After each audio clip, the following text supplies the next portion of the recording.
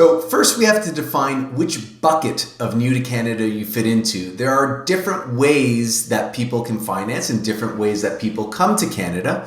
So we have to explore where you fit in, and there are 4 different broad buckets available for new and returning Canadians. The first bucket is what we call non-resident. And a non-resident is a Canadian citizen who is living abroad or in the US, earning their income and living outside of the country. Next up are Canadians who have been living and working abroad but are returning to Canada to work and live. And this application is more traditional. There are some areas like credit history that might need to be massaged, but this entails the second bucket of borrower. The third bucket are true new Canadians. So these are people working in Canada with a work permit or permanent residency and have been living and working here locally for some time. It can be as little as a month, but ideally at least 12 months.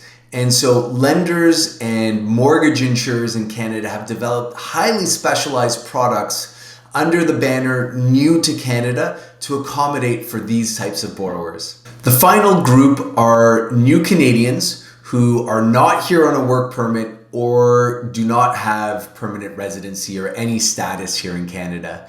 And for this group, financing is the most challenging, not impossible, but we have to start working in the fringes with more niche lenders, such as what we call alternative A lenders or even private lenders to find a suitable solution for these types of borrowers. At this point, it's really important to mention one critical detail. If you're not a Canadian citizen or permanent resident, then you have to be aware of the non-resident speculative tax. So for regions like the GTA and the Greater Vancouver area, the jurisdictions and regulators have imposed a 15% tax for non-Canadians.